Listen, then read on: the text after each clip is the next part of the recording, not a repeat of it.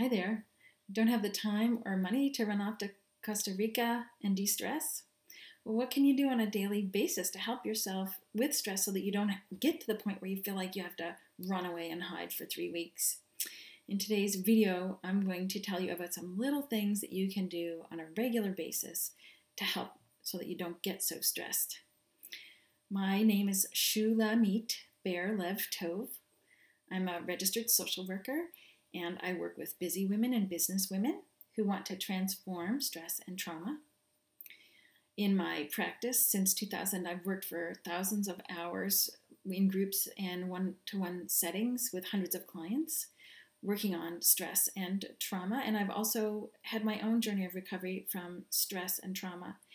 And from this training and experience, I've learned a lot that I want to share with you so that you can feel good and cope well when the crap hits the fan.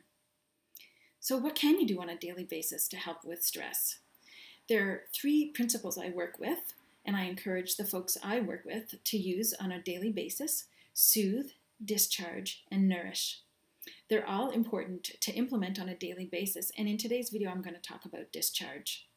You may have seen in the previous 2 videos where I've talked about discharge, meaning moving, allowing emotions and the body's energy to move. And in the previous video, immediately before this one, I talked about what you can do in the moment when you're worked up to help yourself. But what happens, and the links to these, by the way, are in the description, but what happens when you can't do something right away and it's a day or 2 later? If you can't do anything in the moment, it's still really good to let the stress, your body's activation and emotions flow and move. It's kind of like digestion. If you don't have a good poop every day, then things start to back up and you feel pretty crappy. So it's important to do something on a daily basis, and it's important to move. Allow your body to move and your emotions to move regularly. So if you're still worked up, it might take some vigorous movement, like, for example, taking a big bag of ice down to the basement and smashing the daylights out of it with a hammer on a concrete floor. That feels pretty good. I've done that a few times myself.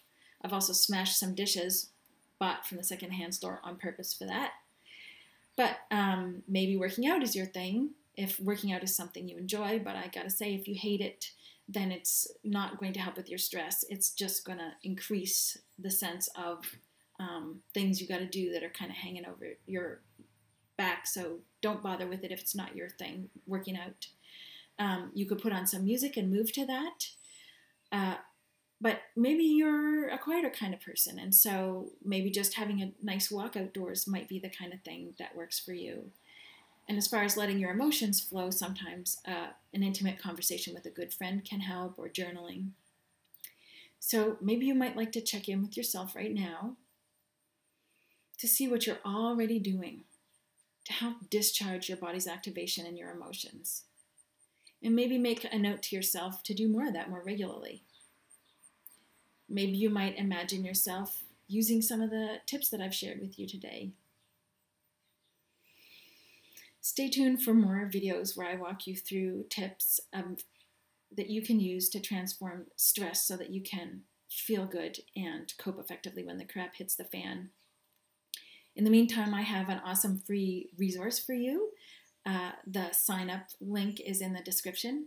It's a free video that leads you through some stress relief exercises, and a PDF handout and an ebook that give you information on how to use those exercises to help your stress on a day-to-day basis. From my heart to yours, thank you.